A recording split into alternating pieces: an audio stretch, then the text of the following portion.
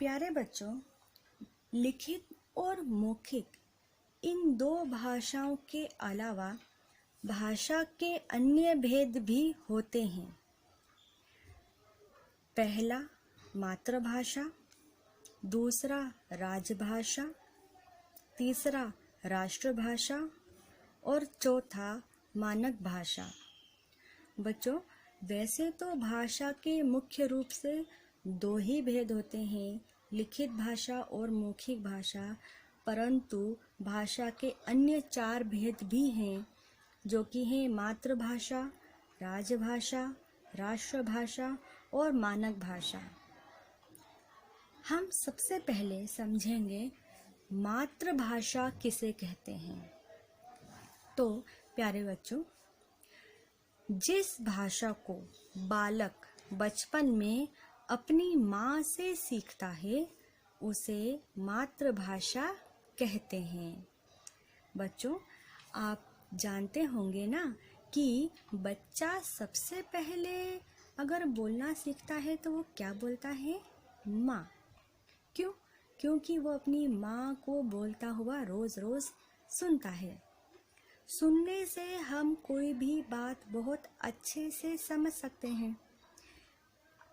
तो इस प्रकार से जब माँ बच्चे के सामने बोलती है, तब वो जिस भाषा का प्रयोग करती है, बच्चा वही भाषा जल्दी से सीख जाता है।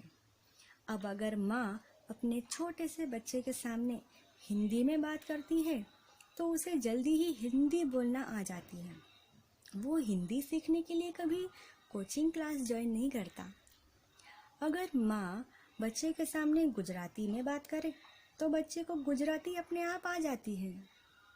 उसी तरह से अगर माँ बच्चे के सामने राजस्थानी में बात करे तो उसे राजस्थानी भाषा आ जाती है। अर्थात हम कह सकते हैं कि बच्चा अपनी माँ से जो भाषा सीखता है उसे मातृभाषा कहते हैं। अर्थात माँ से सीखी हुई भाषा, माँ के द्वारा सीखी गई भाषा मातृभाषा कहलाती है। मुझे लगता है बच्चों आपको मातृभाषा अच्छे से समझ में आ गई होगी। अब हम आते हैं अपनी दूसरी भाषा राजभाषा पर। परिभाषा है कि जब किसी देश में सरकारी काम में भाषा का प्रयोग होता है उसे राजभाषा कहते हैं। अंग्रेजी हमारी सह राजभाषा है। बच्चों, ऐसे समझिए कि किसी भी देश में जहाँ पर भी गवर्नमेंट के काम होते हैं और वो गवर्नमेंट के काम जिन भाषाओं में अधिकतर किए जाते हैं वो भाषा राजभाषा कहलाती है, कि राजकीय कार्य में आई गई भाषा कहलाती है। वैसे तो हमारे देश में राजकीय कार्य में हिंदी सबसे ज़्यादा प्रयोग में आती है, लेकिन हिंदी के साथ साथ आजकल अंग्रेजी भाषा का प्रयोग भी राजकीय कार्य में या हम कहें कि सरकारी कार्य में किया जाता है। इसीलिए अंग्रेजी सह राजभाषा कहलाती है, कि हिंदी के साथ में प्रयोग आने वाली राजभाषा। ठीक है बच्चों, आपको राजभाषा भी समझ में आ गई होंगी। बच्चों, अब हम हमारी तीसरी भाषा पर आते हैं, जिसका नाम है राष्ट्रभाषा। बच्चों, परिभाषा आपके सामने लिखी हुई है कि जो भाषा राष्ट्र के अधिकतर लोगों द्वारा बोली जाती है उसे राष्ट्रभाषा कहते हैं। प्यारे बच्चों, भारत में अनेक भाषाएं बोली, पढ़ी, लिखी, सुनी जाती हैं। सब प्रदेशों की अपनी अलग अलग भाषाएं हैं, लेकिन इसके बाद भी हमारे देश में अधिकतर लोग जिस भाषा का सबसे ज़्यादा प्रयोग करते हैं उस भाषा को राष्ट्रभाषा कहते हैं। इसीलिए हमारे देश की राष्ट्रभाषा हिंदी है, क्योंकि हिंदी पूरे भारत में अधिकतर लोगों द्वारा बोली, सुनी, पढ़ी जाती है। बच्चों, हिंदी के अलावा भी भारतीय संविधान ने 22 भाषाओं को स्वीकार किया है। आप जानते ही होंगे ना कि हमारे भारत में अलग अलग भाषाएं बोली जाती हैं, तो उन भाषाओं में 22 भाषाओं को हमारे संविधान ने स्वीकार किया है। इन भाषाओं के नाम हैं संस्कृत, हिंदी, अंग्रेजी, उर्दू,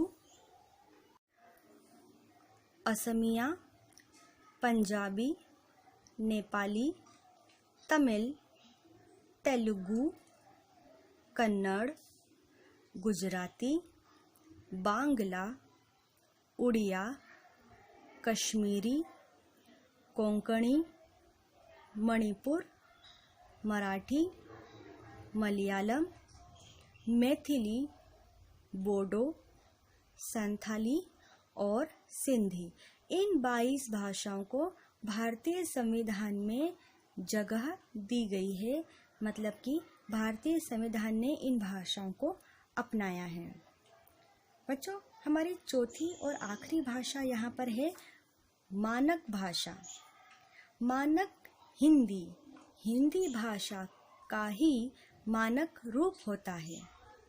इसे शिक्षा कार्यालयीन कामों में प्रयोग किया जाता है।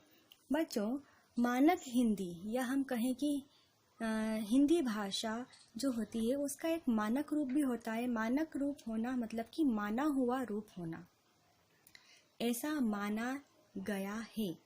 ठीक है, ऐसी मानक भाषा को या ऐसी मानक हिंदी को शिक्षा के कामों में, कार्यालयीन के कामों में प्रयोग किया जाता है, तो उसे हम मानक भाषा कहते हैं।